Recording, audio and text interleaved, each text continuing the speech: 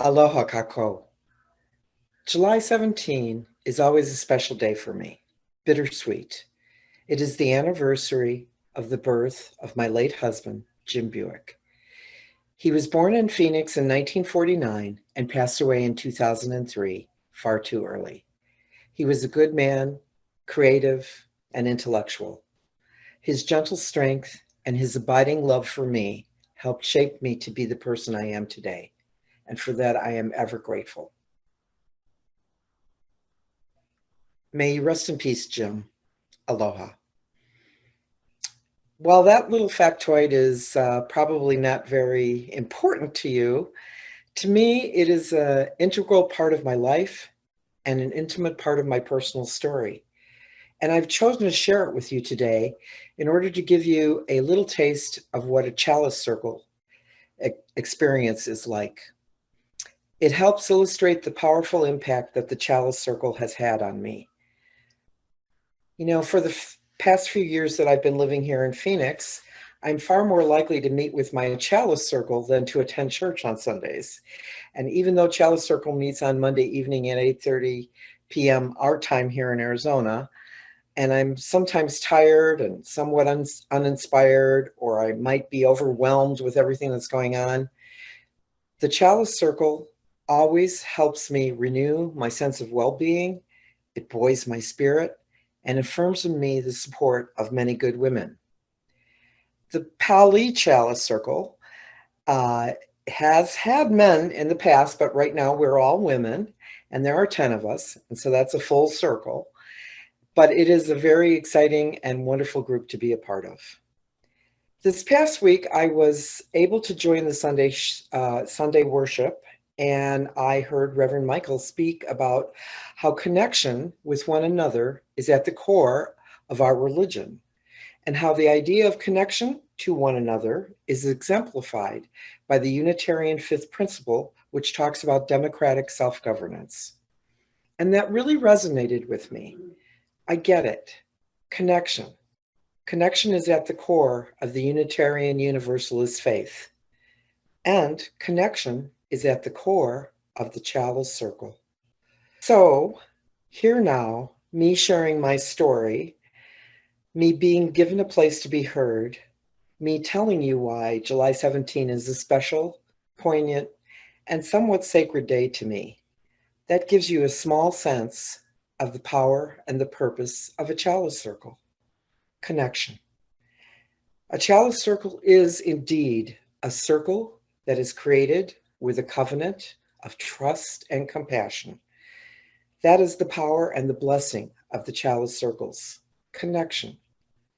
In our chalice circle, we turn to each other in a special and deep way, allowing each of us to share our stories, to have that rare and precious gift of actually being heard and not just listened to have our stories, our personhood, our lives honored by the gift of deep listening shared by our circle friends.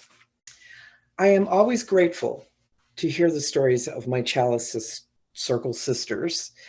I really enjoy hearing about their younger years, their families, their memories of growing up, and the memories they have of those who have gone before them, sometimes deceased spouses. And we always love to share these stories among each other. And we often say that that is one of the most important parts of the chalice circle for each of us, to learn more about each other and to hear those stories. And also, I have found that I really appreciate and love hearing something that gives me a new perspective on whatever topic we may be exploring. Even when I think to myself, well, I really can't relate to this, or I've never thought about it. I just don't know what to say.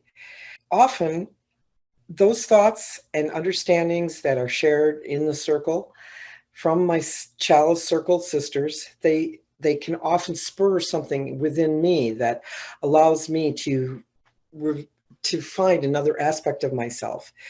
And it encourages me to share that experience or recollection too. And I deeply appreciate that I have that freedom, that I can share my thoughts, that I can explain myself in a way that I would not maybe be able to do otherwise. It gives me a small forum or a small place where I feel safe enough to share my story and to come to a better understanding of myself and those around me. And I learned that I'm not alone. I can better accept the truth of my own life and the lives of my Chalice Circle friends. And often that experience has helped me to be more compassionate and understanding to my family and friends around me outside of the Chalice Circle. I really appreciate that opportunity because I feel that it has really helped me be a better person to those around me that maybe need my help or just need somebody to listen to them. And I'm able to do that. So I'm just going to leave this one more thought with you. And I'm paraphrasing from Reverend Michael's talk on Sunday. The power of the Chalice Circle is that in the face of our troubled world, so much despair and fear and chaos, through the loving practice of the Chalice Circle, we may be graced with hope and courage. It is truly a blessing to be a part of a Chalice Circle. Mahalo for allowing me to share my story. Good morning. I joined Chalice Circle because I wanted to be part of a small group. It's not so easy to talk about why, but I think part of the reason is a deep urge for a family-sized connection, a deep urge to seek layered wisdom, an urge to trust and be trusted, an urge to participate in deep considerations about life and my place in it. For me, Chalice Circle is a time out from my usual daily activities. It is a sacred space in which I feel safe enough to let my guard down. Talking circles are as old as humankind, and they seem to have always included trust, listening, and sharing, at least from what I've read. Chalice Circle is also a reminder for me about the importance of ritual and sacred space.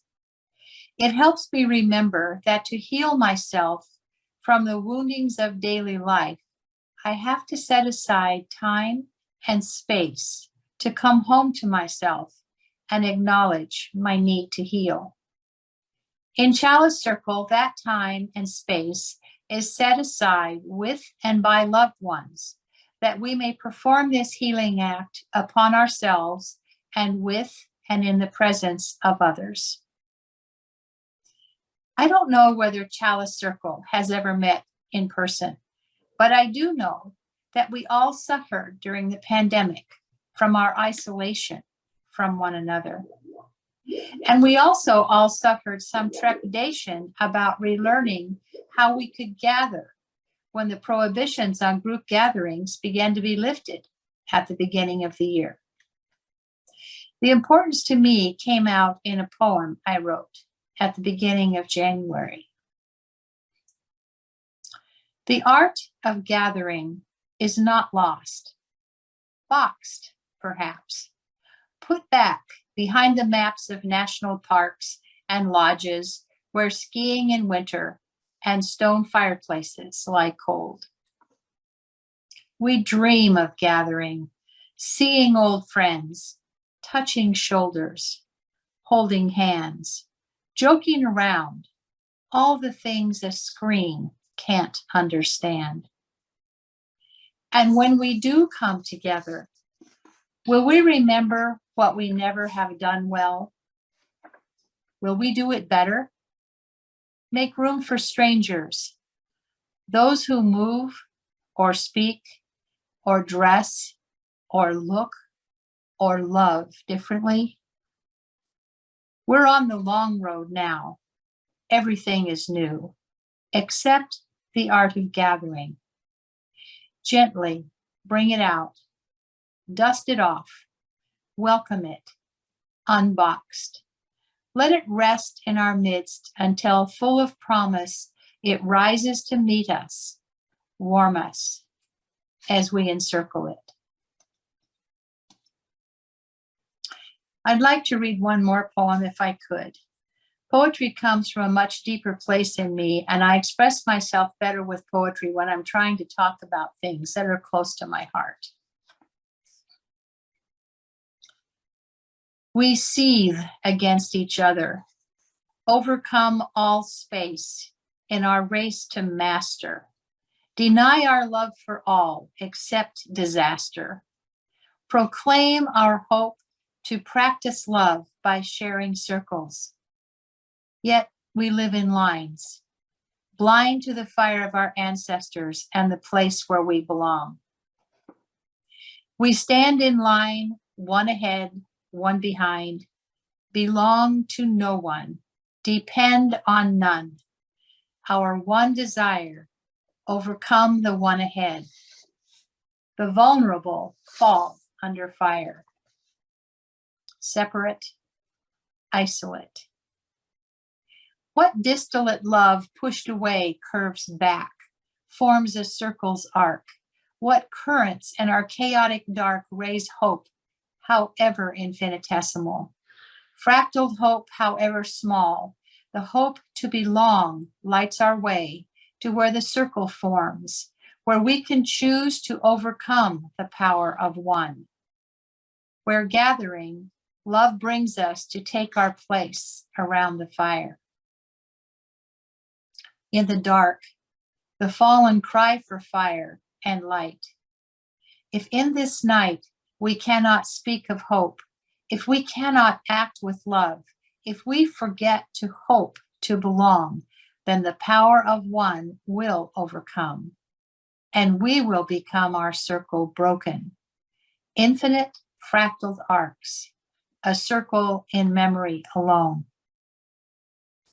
And yet, the fire gathers again from sparks, overcomes its splintering, fracturing dark with hope, lighting all to the place where we belong, where we can speak of love. Now let us choose to speak of love. Let us choose to widen the circle, include the fallen. We all belong. Let us all bring light, feed the fire. Let us drown the night with hope's light. Let us with love overcome the dark. Let us with love be the fire, be the circle, be the hope. We all belong. Let us overcome.